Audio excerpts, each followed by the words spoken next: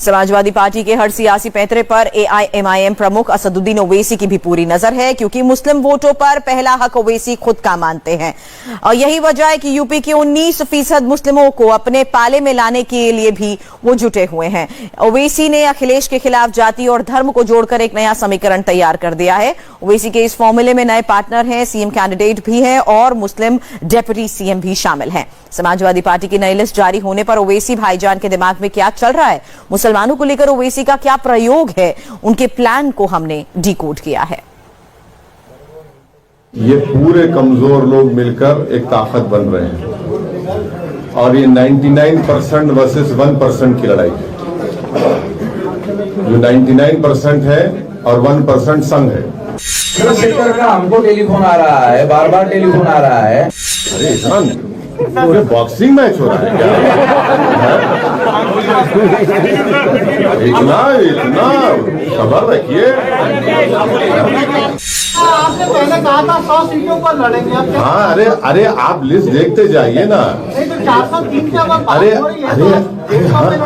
अरे पूरे नंबर आ जाएंगे, आप पूरे नंबर आ जाएंगे आपके पास। क्यों आप फिक्र मत रहिए, मुतमईन रहिए। ओवैसी हार नहीं मानेंगे, पीछे नहीं हटेंगे।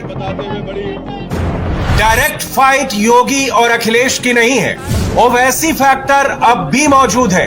यही बताने के लिए ओवैसी ने लखनऊ में एक प्रेस कॉन्फ्रेंस की, अपने लिए 2 नए साथी तलाश किए और एक नया गठबंधन मुसलमानों के सामने पेश कर दिया।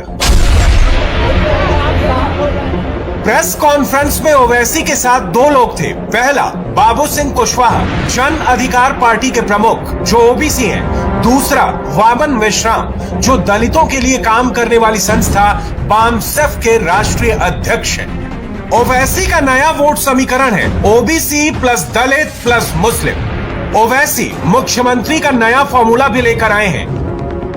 यूपी में ओवैसी के गठबंधन की सरकार बनी तो 2.5 साल दलित सीएम होगा, अगले 2.5 साल ओबीसी सीएम होगा और 3 डिप्टी सीएम होंगे, जिनमें से एक मुस्लिम डिप्टी सीएम होगा। अगर उत्तर प्रदेश की जनता हमको अपने आशीर्वाद से, अपने दुआओं से और अपने वोटों से कामयाब करती है तो ये जो अलायंस बना है, इसके कन्वीनर जनाब बाबू सिंह कुशवाहा साहब रहेंगे और उसमें यह भी तय किया गया है कि अगर उत्तर प्रदेश की जनता इस अलायंस को, इस मोर्चे को सत्ता देती है तो ये तय हुआ है कि 5 साल के टेन्योर में 2 मुख्यमंत्री होंगे, एक ओबीसी समाज के और एक दलित समाज के, और 3 डिप्टी सीएम होंगे, जिसमें मुस्लिम समाज का भी एक डिप्टी सीएम होगा। 10 फरवरी को वेस्ट यूपी की 58 सीटों पर वोट पड़ने जा रहे थे। अब तक जयंत चौधरी और अखिलेश यादव ये समझ रहे थे कि एक मुश्त मुसलमान वोटों पर सिर्फ और सिर्फ गठबंधन की दावेदारी है। ग्राउंड रिपोर्ट ये मिल रही है कि मुसलमानों की पहली पसंद समाजवादी पार्टी बन चुकी है। बीएसपी का वोट शेयर भी इसी वजह से ओपिनियन पोल्स में कम नजर आ रहा है। लेकिन अखिलेश के लिए एक और बुरी खबर है कि ओवैसी अब गठबंधन बनाकर वेस्ट यूपी के चुनावी मैदान में कूद पड़े।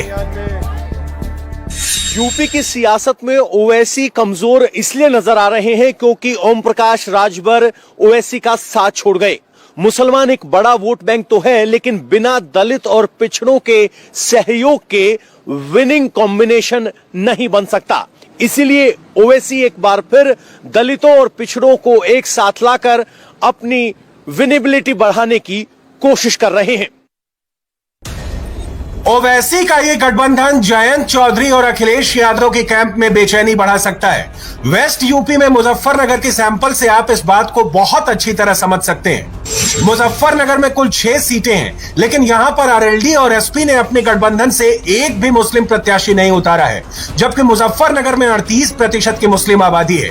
इसके बाद भी अखिलेश और जयंत के गठबंधन ने सारे हिंदू प्रत्याशी उतारे हैं।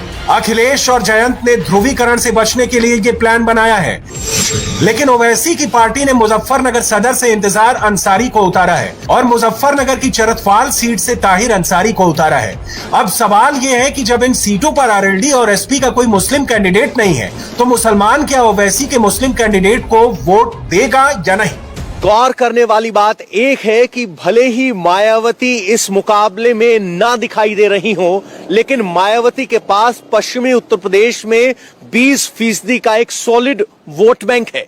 और अगर इस वोट बैंक में मुस्लिम कैंडिडेट के वोट जुड़ते हैं तो एक विनिंग कॉम्बिनेशन बनता है।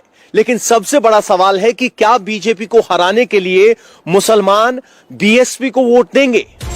मुजफ्फरनगर में मायावती ने 3 मुस्लिम कैंडिडेट उतारे हैं। मुजफ्फरनगर के बुढ़ाना से हाजी मोहम्मद अनीश, चरथावल से सलमान सईद और मीरापुर से मोहम्मद सलीम।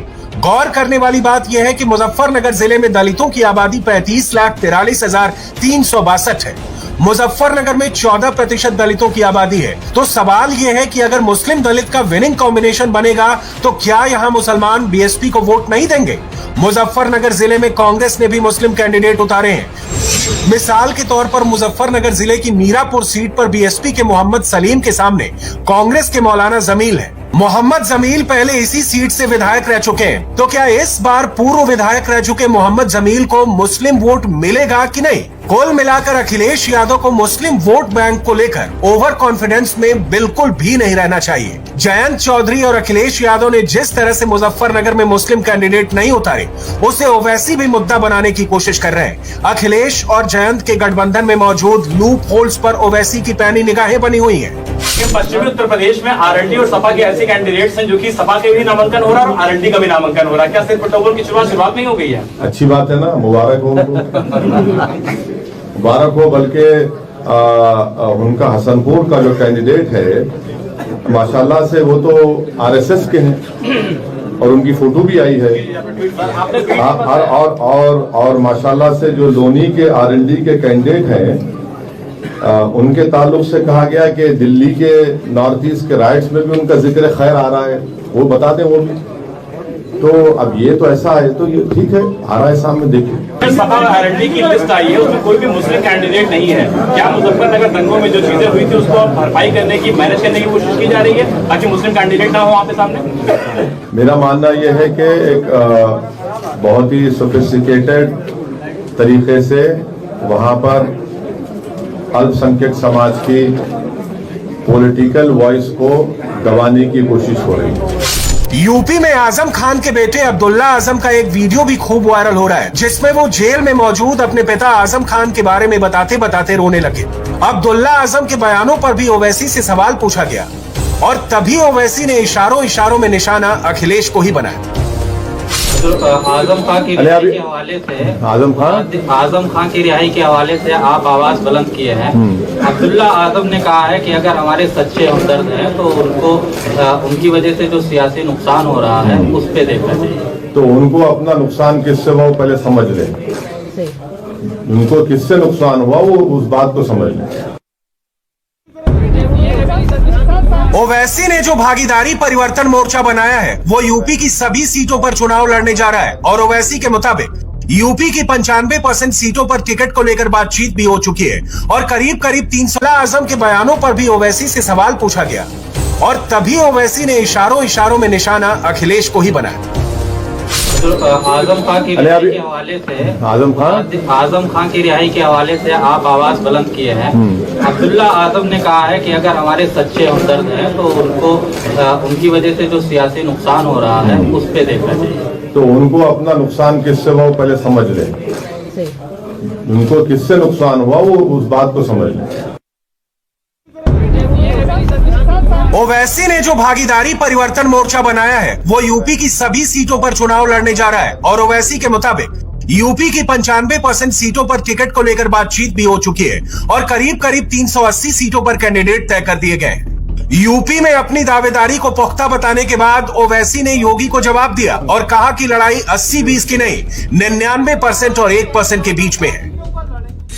बाबू सिंह कुशवाहा साहब की, वामन विश्राम साहब की, परविंदर प्रताप सिंह साहब की, कमलेश चौहान साहब की, रामचरण कश्यप साहब की, रामकरण कश्यप साहब की, हम लोगों की बातचीत बहुत दिन से चल रही है।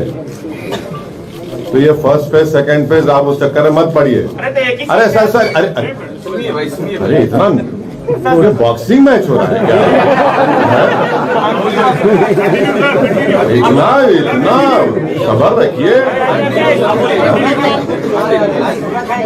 ये हमारी बातचीत पहले से चल रही है। फर्स्ट फेज में कौन कहां से लड़ेगा, किस विधानसभा से लड़ेगा, सेकेंड फेज में, थर्ड फेज में, फोर्थ फेज में, फिफ्थ फेज में, 6, 7, ये सब तय हो चुका है। भारतीय जनता पार्टी कहती है इस बार 325 प्लस। आप बताइए कि उत्तर प्रदेश के चुनाव में क्या होने जा रहा है? देखिए ये तीसरी स्टेज की लड़ाई के लिए ये लड़ाई, देखिए ये जो लड़ाई है, ये पूरे कमजोर लोग मिलकर एक ताकत बन रहे हैं और ये 99% वर्सेस 1% की लड़ाई है। जो 99% है और 1% संघ है। इंडिया टीवी हर वक्त हर जगह डाउनलोड करने के लिए सर्च करें India TV news Google play store या ऐप स्टोर पर।